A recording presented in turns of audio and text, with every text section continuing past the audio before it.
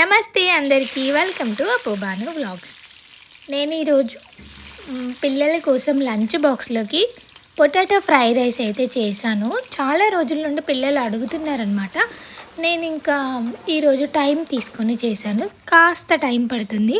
కొంచెం సేమ్ సైజులో potatoes cut చేసుకొని అలా డీప్ ఫ్రై చేసి పక్కన పెట్టుకోవాలి. మనకి ఎంత సరిపోతుందో అంత ఆయిల్ మాత్రమే ఉంచుకొని మిగతా తీసేసి ఇంకా ఆవాలు, జీలకర్ర, పచ్చిమిర్చి, ఆనియన్స్, కరివేపాకు, ఇంకా పీస్ కూడా వేసి మంచిగా ఫ్రై చేసుకోవాలి. పీస్ మంచిగా ఆయిల్లో ఉడికిపోవాలి, ఫ్రై అవ్వాలన్నమాట. ఇందులోనే కొంచెం అల్లం వెల్లుల్లి పేస్ట్ కూడా వేసి మంచిగా ఫ్రై చేసుకోవాలి పచ్చివాసన పోయే వరకు. టర్మరిక్ కూడా వేసాను, పసుపు వేసి కలిపేసుకొని ఇప్పుడు మనం ఫ్రై చేసుకున్న ఆనియన్స్ ఉన్నాయి కదా, పొటాటోస్ ఉన్నాయి కదా, అవి కూడా అందులో వేసేసి మంచిగా కలుపుకొని కారం, ఉప్పు, పసుపు, గరం మసాలా అయితే మస్ట్గా ఉండాల్సిందే. కొంచెం ఎక్కువ అయినా పర్లేదు, మంచి ఫ్లేవర్ వస్తుంది అనమాట రైస్కి.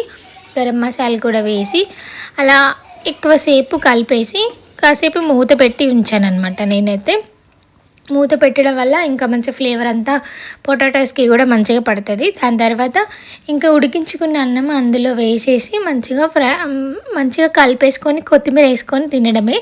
మంచిగా ఉంది, చాలా టేస్టీగా ఉంది. ఏంటంటే నాకు రైస్ నేను కొంచెం వేడిగానే వేసాను, సరిగ్గా ఇంకా ఇలా అవ్వలేదన్నమాట. అంటే సపరేట్ అవ్వలేదు, కొంచెం వేడిగా ఉండగా వేసాను. మళ్ళీ తర్వాత కలిపొచ్చులే అనుకున్నా అనమాట. అందుకోసమని అలా ఉంది, చూస్తున్నారు కదా. మీరైతే మంచిగా రైస్ చల్లారిపోయిన తర్వాత వేసుకొని ఇలా చేసుకొని తినండి, చాలా బాగుంటుంది. పిల్లలకి లంచ్ బాక్స్లో పెడితే ఇష్టంగా తింటారనమాట. పొటాటోస్ క్రిస్పీగా కమ్మకమ్మగా మంచిగా ఉంటుంది. ఈ వీడియో అయితే మీకు నచ్చింది అనుకుంటున్నాను. ఈ ఫ్రై రైస్ మీకు నచ్చింది అనుకుంటున్నాను. నచ్చితే లైక్ చేసి, షేర్ చేసి, సబ్స్క్రైబ్ చేయండి. ట్రై చేసి ఎలా ఉందో కామెంట్ కూడా చేయండి. Bye bye.